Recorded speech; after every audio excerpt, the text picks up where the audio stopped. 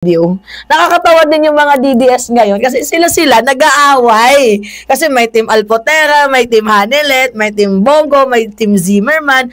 Ang gulo nila, to be honest. Practically mga minamahal, para silang mga bubo ba?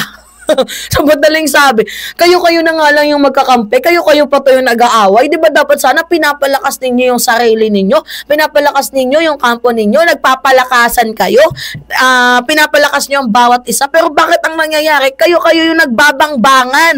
O tingnan nyo iskandalo talaga yung mga Pilipino doon sa The Netherlands, doon sa The Hague. O kasi meron ako papakitang video. Tingnan nyo kung gaano ka-skandaloso. Hi! Sa mga naka-live, Gen Z, ang tatapang na nila online. Wait lang, relax tayo. Wala pagmayari ng lugar ito, iyo to? Sa'yo to? Sa'yo to? Sa'yo to? Hindi mo mataway. Ganun ka ba? Ikaw, ano? Mga minamahal, ang gulo-gulo nila.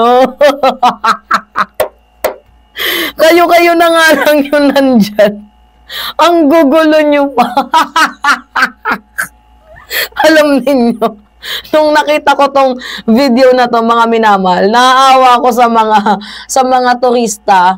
I mean, naaawa ko doon sa mga taong nandoon sa The Hague, The Netherlands, na ang layunin lang nila ay suportahan si former President Duterte. Pero ang nangyayari, imbis na makita nila yung public support, mga away-away ang nakikita natin dyan.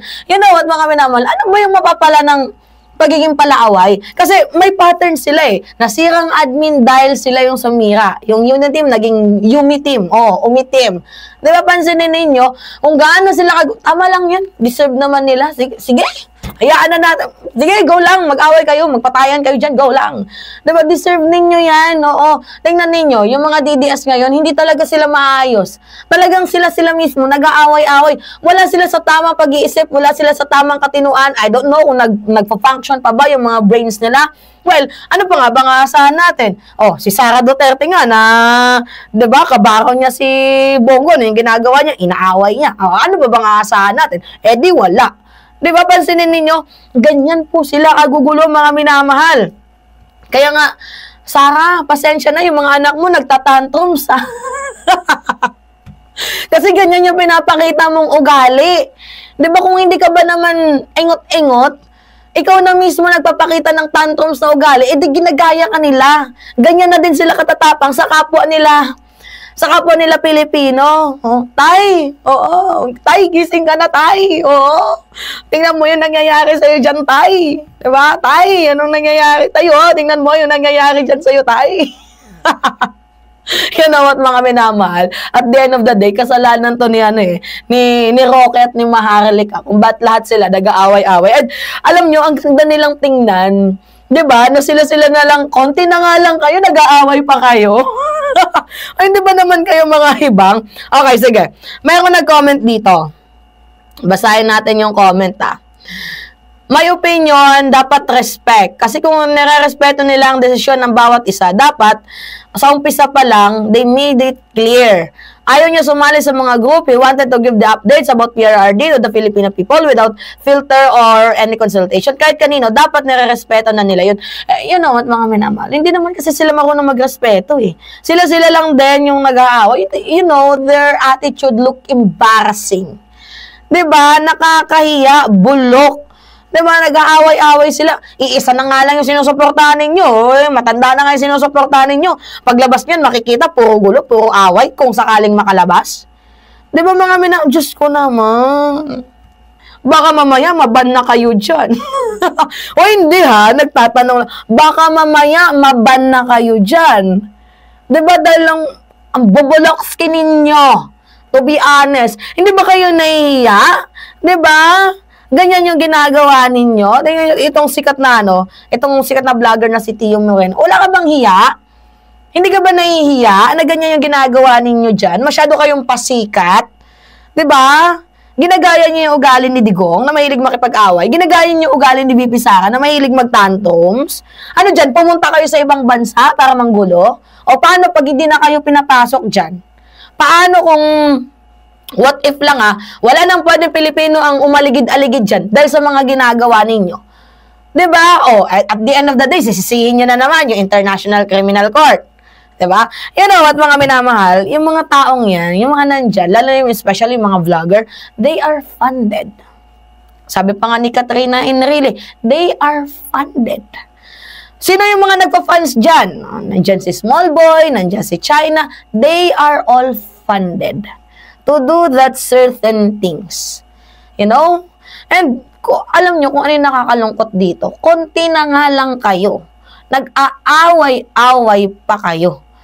Diba? Dapat sana, tingnan ninyo, yung kakamping, yung loyalista, mayroong unity ngayon. Diba? Nagkakasundo. Pero kayo, ang gugulo ninyo. Oo. Hindi namin kayo mag-gets. Oo. Natatawa na lamang kami sa inyo, sa mga pinanggagawa ninyo, sa mga nababalitaan namin, sa mga nangyayaring ganap. Natatawa na lang kami sa inyo. Diba? Ganyan yung drama nila away, banatan ng banatan, sila-sila lang din. Alam nyo, nangyari yan yung sa panahon ni yung panahon ng eleksyon. Nangyari yan, naranasan ko din yan, kasi may mga tao na ayaw supportahan si ganito, ganyan. Gusto nila yung opinion nila, gustong maging entitled, ganon. Ako wala, hindi naman pwedeng husgahan yung opinion ko, kaya nga ako mayroong sariling vlog, di ba? Mayroon akong sariling vlog para mag-content ako ng gusto ko, yung opinion ko, yung hindi ako naanuhan ng iba. Kaya ako nag-content tapos gusto ninyo, sundin ko kayo. Ano kayo, mga hilo? Bobo ba kayo, Mga jutang ginilang Genemes. Parang mga baliw, no? Mga minamahal. Ano yan, yung mga nandyan, mga gumagamit ba yan? Parang mga, mga adik. Diba? May iniinom ba kayo? Ano lang pumapasok sa mga isip ninyo, Diba? You know, nakakahiya kayo sa ibang bansa. Pinapakita nyo lang yung mga Pilipino ay walang manners. Dapat sana tingnan nyo, si Enzo Recto, pumunta dyan, wala namang away na naganap, diba? Dapat ganun sana. Ewan ko ba? Dami bubu Bubu talaga. Nakakainis. Nanggigigil ako. Gusto kong makisama sa bakbakan. Gusto kong makipag-ganun. Diba mga minam? Nakakaloka. Anyway, ang daming bida-bida. Sige lang, magtagaan lang kayo Yun yung deserve ninyo. Go ahead. Sige, magtagaan kayo. Alright, mga minamahal. Yun po, kayo, ano masasabi ninyo? Pahingi lang ako ng comments, likes, and share. And also, don't forget to click the subscribe. And always, hit ninyo mga minamahalang notification bell for more update. Maraming salamat at ingat, mga kababayan.